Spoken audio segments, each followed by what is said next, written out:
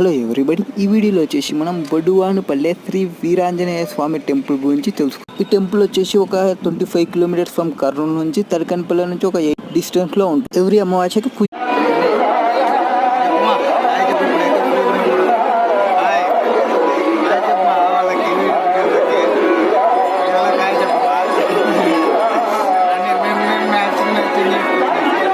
ఎన్ని కార్లు కాబట్టి